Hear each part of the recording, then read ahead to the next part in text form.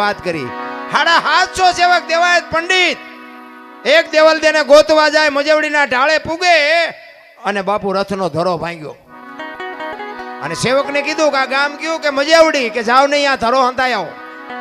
ત્યાં દેવ તણખીની બાપુ કોડ અને અહીંયા આવીને કીધું કે ધરાને હાથી દો. દેવ તણખી ના પાડે છે કે ભાઈ આજ તો મારા 11 નો હકતો છે. ઈ કે પણ દેવાયત પંડિત નો રથ છે, અમે એના 750 સેવક ભેગા છીએ, રથનો ધરો ભાંગ્યો છે. ઈ કે દેવાયત પંડિત નો હોય તો ભલે ને ગમે એનો હોય તો ભલે, આજ હું કોડ નો માંડું. ઈ કે પણ કાંઈ કરતા, ઈ કે તમારા ગુરુ જો આવીને કદાચ દેવાયત પંડિત આવીને ઘણ ઉપાડે તો કે હાથી દઉં, બાકી હું નહીં ઉપાડું. દેવાયત પંડિત ને આવીને કીધું કે આવી રીતે એમ કે છે 11 નો હકતો છે ને હું નહીં હાથી દઉં. આવ્યા દેવાયત પંડિત, ઈ કે તમે ઉપાડશો ઘણ? તો કે હા. એ ધરો ધખાવા મૂક્યો અને લાલ ચોળ જેવા બે ઠેબા કરીને આમ મેરણ માથે મૂક્યા અને કીધું મારો કા. એક ઘા માર્યો ને એરણ વહી ગઈ પતાળમાં અને પગ લાંબો કરીને ઘૂંટી માથે બે ઠેબા રાખીને દેવ તણકે કીધું મારો મારો મારો. વિચાર કરજો શું તમે નું ભજન કરવાના હતા ભલા. એક થકથકતા બાપુ ધરાને પગની ઘૂંટી ઉપર રાખી અને ઘણના ઘા કરી અને ઈ ધરો હાંધ્યો હોય છે. ઈ મહાપુરુષો કેવાય છે. ઈ 10, 20 કે 25 ઘા માર્યા, ધરો હંતાઈ ગયો, પણ દેવાયત પંડિતના હાથમાંથી ઘણ પડી ગયો કે આ મહાપુરુષ કોણ છે. દેવ તણખીને પૂછે છે કે આપ કોણ છો? ઈ કે હું તો આ ગામનો લુહાર છું, લોટા ટીપું.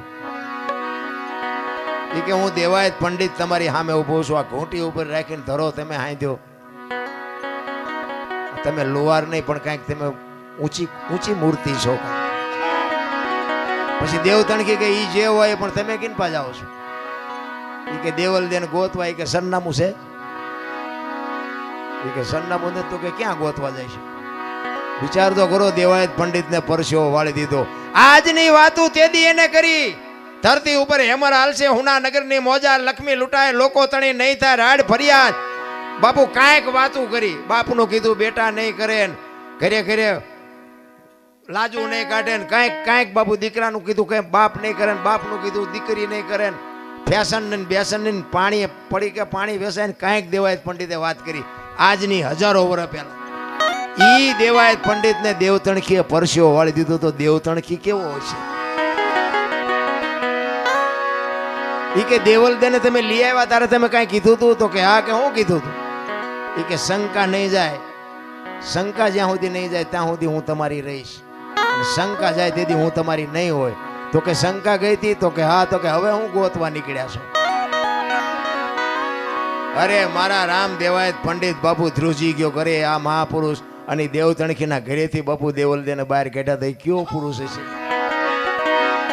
શું આપણે વાત કરી ભલામણા ભજનની? ભજન તો ઉગે પણ વાવતા નથી આવડતું. ખારા પાટમાં વાવો તો બાપુ ગાંડા બાવળિયા ન ઉગે. કારણ કે તમારે અને મારે કાંઈક મેળવવું છે પણ ગુમાવવું નથી, એમ નામ મળે નહીં.